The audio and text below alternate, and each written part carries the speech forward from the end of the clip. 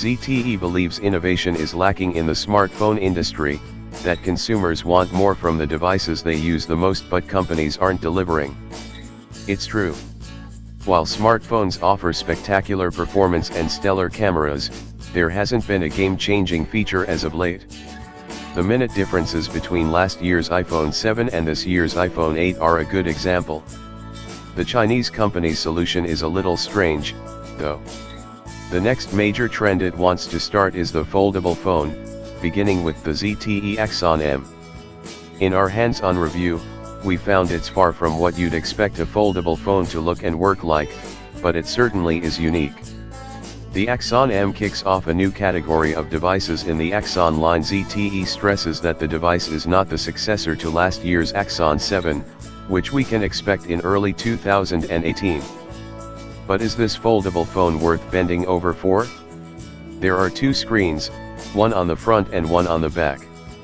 You can unfold the back screen out to have two 5.2-inch LCD screens sitting next to each other, which makes it look like you're holding a miniature tablet.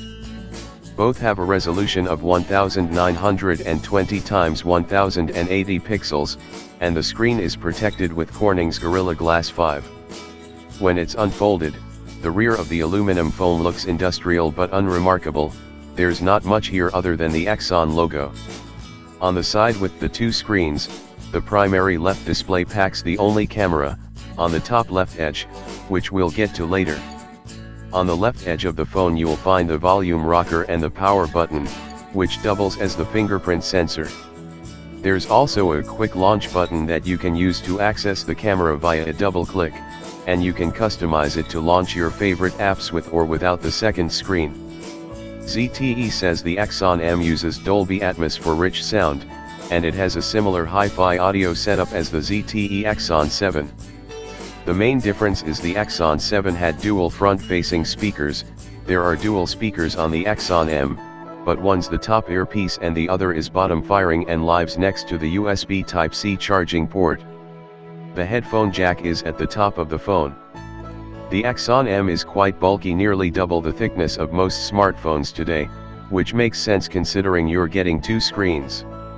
The thickness didn't feel too unnatural, though we'll have to carry the phone around for a longer time to see if it's cumbersome.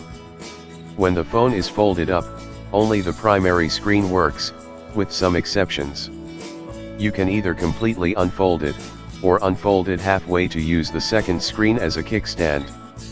What's the second screen for? You can use the Axon M 4 different ways, and an M logo on the Android navigation bar lets you switch between these different modes. The way people will likely use the phone the most is as a normal smartphone, with the Axon M folded up and the primary screen on. When it's